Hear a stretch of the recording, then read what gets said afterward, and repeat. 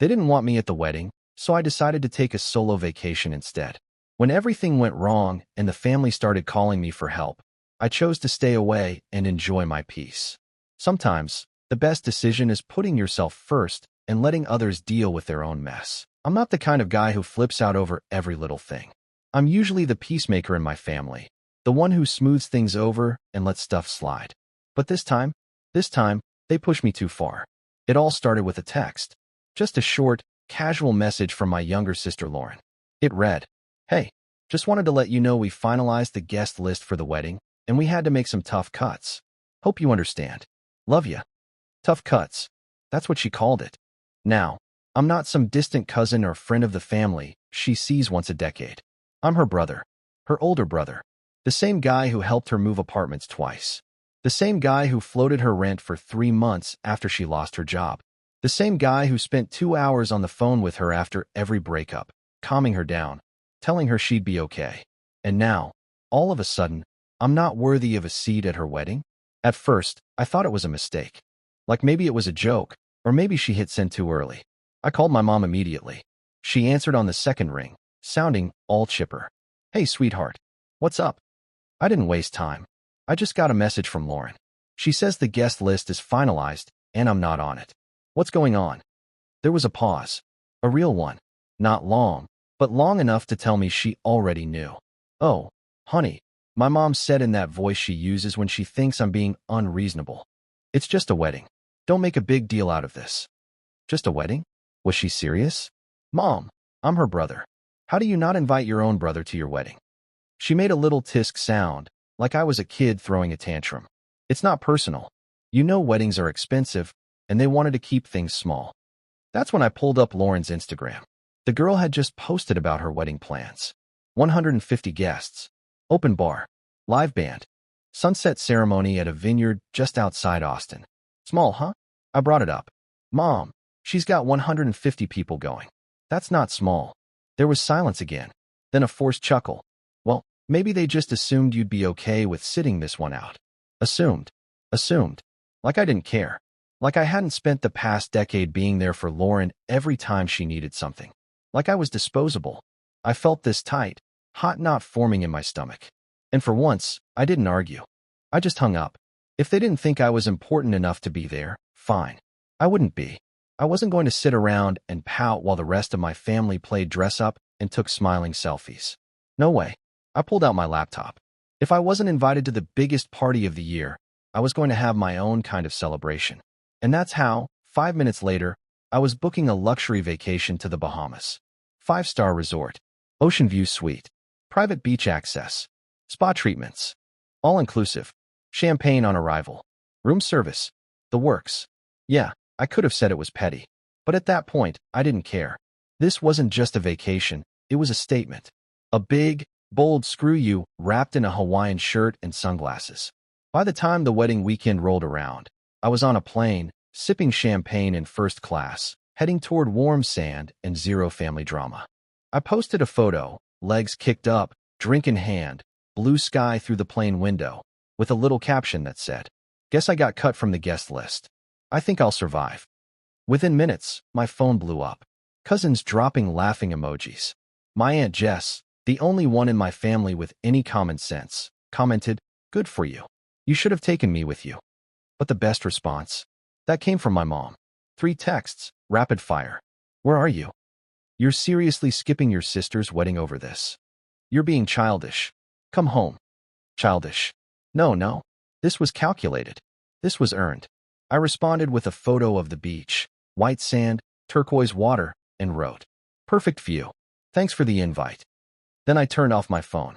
For the first time in years, I wasn't bending over backwards to please everyone else. I was living for me. And man, did it feel good. When I landed, the air smelled like salt water and fresh flowers. A driver was waiting with my name on a card, standing next to a sleek black SUV with chilled towels and bottled water in the back. It was paradise. No guilt. No drama. No expectations. The resort? Unreal. Towering palms, open-air lobby, a welcome cocktail before I even checked in. My room had floor-to-ceiling windows and a balcony that looked like something out of a travel magazine. I stepped outside, took it all in, snapped a photo of the view, and captioned it. When one door closes, another one opens. Preferably to a beachfront suite with unlimited margaritas. Yeah, I knew that one would get passed around the family group chat. And honestly, I wanted it to. Let them know what it feels like to be left out. Let them sit in their awkward chairs, smiling for fake photos, pretending everything was perfect, all while knowing they had kicked out someone who actually cared. That night, I slept like a baby in the biggest bed I'd ever seen, with the sound of waves rolling through the windows and not a single regret in my heart. Because this time, I wasn't their emotional crutch. I wasn't their fixer. I was just me, finally free. The first full day of my trip was, in a word, perfect. I woke up late, stretched out in a cloud-soft bed, and ordered room service, pancakes, fruit, and coffee that tasted like it had been brewed by angels. I ate on the balcony with the ocean stretching out in front of me, waves rolling in like they were on vacation too. For once, I had no responsibilities, no drama, no passive-aggressive texts, just me and the sound of water. By noon, I was camped out by the infinity pool, sipping a mojito and soaking up the sun. I wasn't checking my phone for missed calls. I wasn't waiting for some apology. I was just scrolling through comments on the pictures I'd posted. And let me tell you, people were living for the drama. Cousin Brian. Bro, where are you? Aunt Jess? Okay, now you're just showing off. Some random guy I hadn't spoken to since college. Dude, invite me next time. Then came the notification that made me raise an eyebrow. Lauren saw your post. Oh, so now she's paying attention. I could just imagine her in her bridal suite, all done up with hairspray and fake lashes, nervously sipping cheap champagne, scrolling through Instagram, and seeing me, living it up in the tropics while she pretended everything was fine. I leaned back, took another sip, and smiled to myself. Enjoy your big day, sis. And then, around 4 p.m., the real entertainment began. My phone started buzzing. A lot. At first, I figured it was more reactions to my posts. But then I saw the names: Mom, Lauren, Brian, even Uncle Rob. Call after call. Text after text. My notifications went insane. I finally picked up the phone. First message was from my mom. Call me. It's an emergency. Emergency? At the wedding? Then came Brian's text. Dude, you are not gonna believe what just happened. Now I was really curious. I scrolled through the flood of messages, and pretty quickly, I pieced it together. The wedding had gone completely off the rails. Apparently, during the reception, Lauren and her ex-fiancé, had a full-on blowout argument. In front of everyone. He just walked out. Left the venue. Left her. No ceremony. No vows. Just Lauren standing there in a designer dress while the guests stood around awkwardly, holding their drinks like props in a soap opera. Brian followed up. It was bad. Dad and Uncle Rob got into it. Grandma's crying. The bar shut down early. It's a freaking train wreck. I couldn't stop smiling. They didn't want me at the wedding because I was apparently not essential. And now? Now I was the first person they were all reaching out to. I could already hear my mom's voice in my head. You need to come back. Lauren's devastated. Fix this. Not happening. Then came the message from Lauren herself. Please pick up. I need you. Oh, now I was important. I stared at the screen for a moment. Then I typed back. Sorry. I'm a little busy enjoying my overreaction. Hope the wedding was everything you dreamed of. And then, I blocked her. Blocked my mom, too. And Brian, just in case they tried to use him as a guilt delivery system. Then I flipped my phone to Do Not Disturb, waved over the bartender, and ordered another cocktail. While they were back home dealing with chaos, I was halfway through a passion-fruit daiquiri, surrounded by palm trees and steel drum music. And I felt nothing but peace. The next morning, I woke up to the sound of waves and the scent of hibiscus blowing through my open balcony doors. For a brief second, I forgot about the meltdown back home. Then I looked at my phone. Even with half my family blocked, I had 20+ missed calls from random numbers. A few voicemails slipped through. Against my better judgment, I listened to one. My mom, voice frantic. I don't know what you think you're doing, but this isn't the time for one of your tantrums. Your sister is heartbroken. This family needs to come together. Delete. Next voicemail, Lauren, sobbing. I don't understand why you're doing this. You're my brother. I need you. Delete. But then came one that actually made me laugh. Brian, whispering like he was hiding in a coat closet. Dude. Just FYI, Mom and Aunt Carol are planning to show up at your apartment when you get back. Grandma keeps saying the wedding was cursed because you weren't there. I'm not even joking. Okay, that one. I saved. I tossed my phone on the bed and stepped back out onto the balcony. The sun was rising over the ocean, gold and endless. I sipped an espresso in my hotel robe and thought, this is what peace feels like. While they scrambled around trying to put out fires, I was enjoying the best decision I'd made in years. No guilt, no pressure, just me. Later that day, as I lounged in a cabana with a tropical drink in one hand and sunglasses sliding down my nose, my phone buzzed again. This time, it was Melissa, my cousin who's actually sane.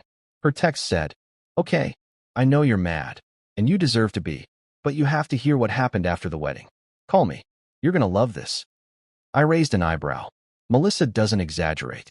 If she said it was good, it was really good. So yeah, I called. Melissa answered on the first ring. "Oh my God, you finally called," she said, already giggling. "Are you sitting down?"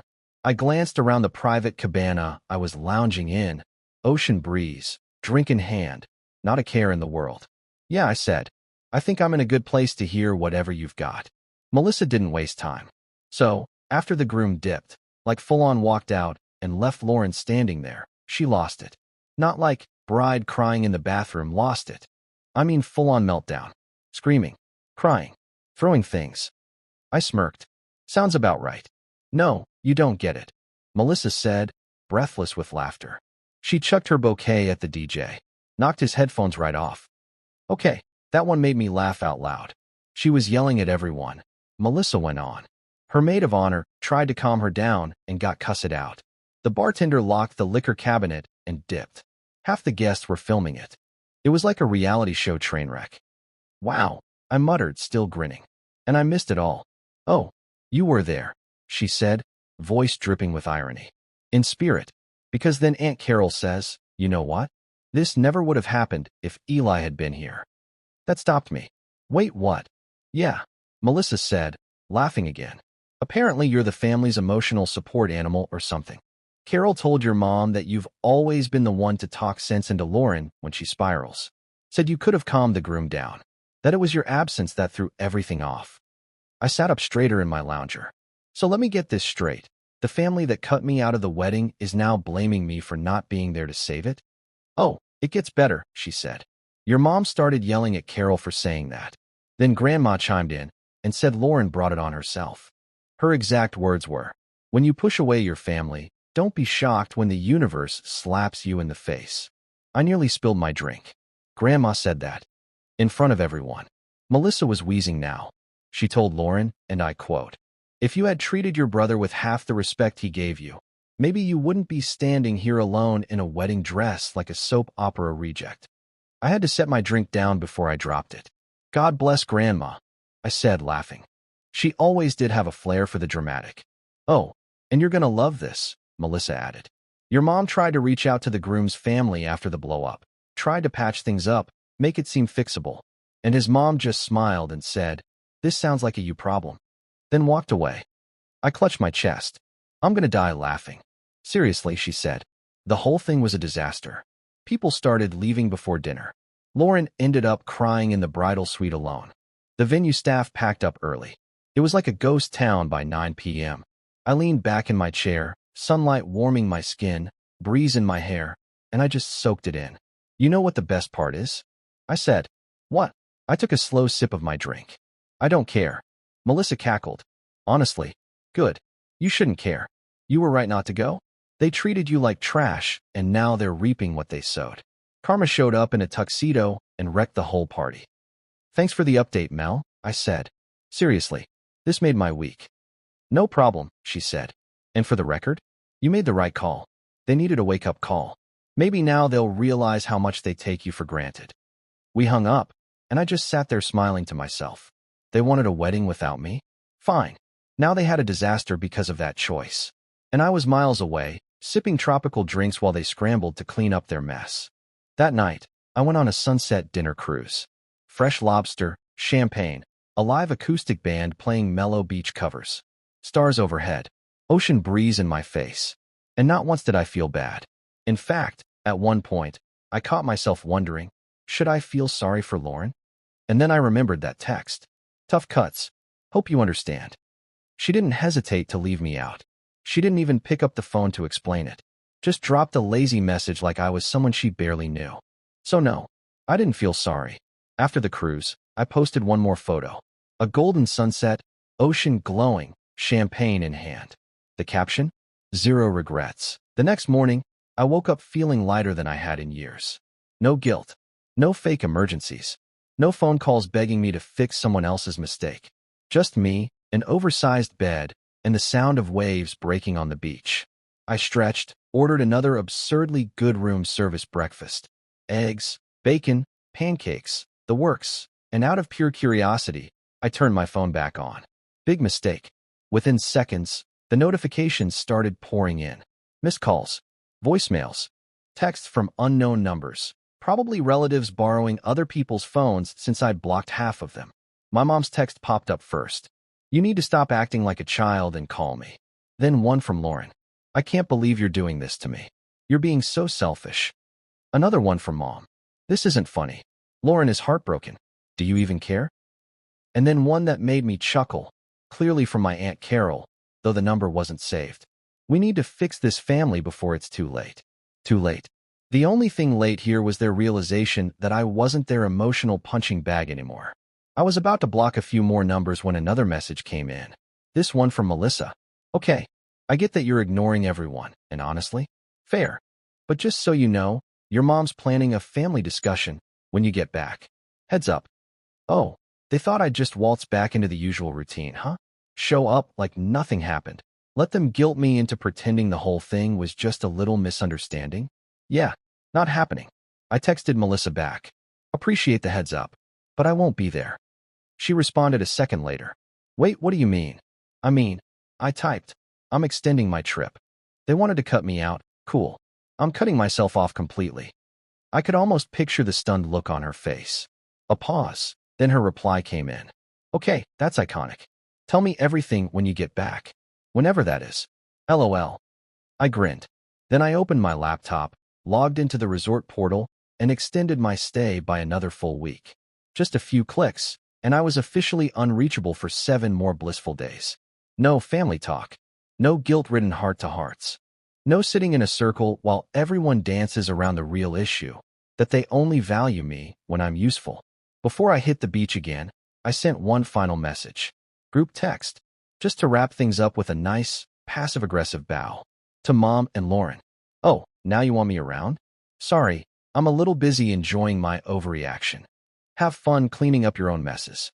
Then I blocked both their numbers, again. Phone off. Head clear. Drink ordered. Let them sit in their mess. Let them wonder when, or if, I was coming back. Because the truth was, I wasn't sure I wanted to come back at all. Later that afternoon, I took a long walk down the beach. The sun was dipping low, casting everything in soft gold. Couples were scattered here and there, laughing and taking photos, but I was alone, and I'd never felt more at peace. I used to think being part of a family meant you had to show up no matter what, to be the bigger person, to forgive and forget, to patch holes even if you didn't cause them. But standing there, toes in the sand, I realized something. I didn't know anyone that anymore. They didn't value me as a brother, or a son, or even a person worth inviting to the table. And now that everything had blown up in their faces, they suddenly remembered I existed? Nah, that ship had sailed. Literally. I'd booked another sunset cruise for the next evening. That night, I had dinner by candlelight right next to the water. Steak cooked to perfection. Wine that made my whole body relax. I watched the waves lap at the shore and thought about how different this trip had turned out. Originally, I'd planned it out of spite. I wanted them to feel bad. I wanted revenge.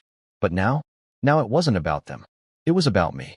I was finally choosing peace, and it tasted so much better than any apology they could have offered. I woke up the next morning to the sound of gulls and the smell of fresh ocean air. And for the first time in years, my chest wasn't tight with dread. No anxiety. No last-minute crises to fix. Just me, the waves, and a day wide open with peace. I stretched out like a king in that oversized bed, ordered a ridiculous room service breakfast again, and walked out onto the balcony to watch the tide roll in. I didn't even check my phone for a while, just stood there, breathing, feeling free. Eventually, curiosity got the better of me. I powered the phone back on. And yep, the messages kept coming.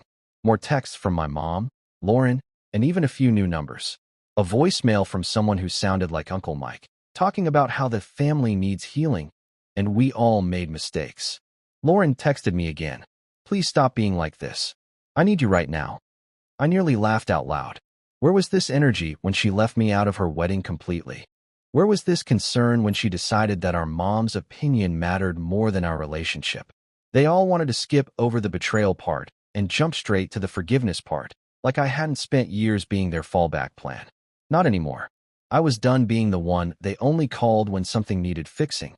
Done pretending everything was fine when it wasn't. Then another message came in, again from Melissa. So I guess you're not coming back? I smiled, thumbs flying. Nope, not for a while. Maybe not ever. Damn, she replied. Honestly, I respect that. Keep me posted. I dropped my phone back on the table, grabbed my book and sunglasses, and headed down to the beach. For the next few days, I let myself live. I swam in the ocean, read trashy novels under a palm tree, ate like royalty, and didn't give my family a single thought. And every time I caught myself wondering what they were doing, or if Lauren's mess had somehow been salvaged, I reminded myself, it's not my problem anymore. They made that clear when they decided I wasn't worth inviting. And now, I wasn't about to give them the satisfaction of crawling back. On my last full day, I sat out on the beach with a fresh drink in my hand, watching the sun begin its slow descent. The light was perfect. The waves were calm. Everything felt settled. I snapped a photo, just the ocean, the sky, and my untouched drink, and posted it to my story with one caption: 0 regrets. Then, for the last time, I turned my phone off completely. Let them stew in their guilt. Let them gossip, cry, argue, whatever it was they were doing. I wasn't coming back to play therapist. I wasn't showing up for another round of, but family is everything, speeches. They had their wedding without me. And now, they could live with the fallout without me, too. Before I packed up to head home, or maybe to the next destination, I hadn't fully decided. I sent one final message. It was short, just a text to Lauren and my mom. A little parting gift. Oh, you wanted a family without me? Congratulations. You got one. Blocked. Deleted. Gone. As the sun dipped below the horizon, I leaned back in my chair, letting the last rays of warmth soak into my skin. For the first time in my life, I had no regrets. No shame. No guilt. Just peace. And honestly, that was the best damn decision I've ever made. Thanks for watching. If you liked the story, hit like, subscribe, and stay tuned for more crazy twists. See you in the next one.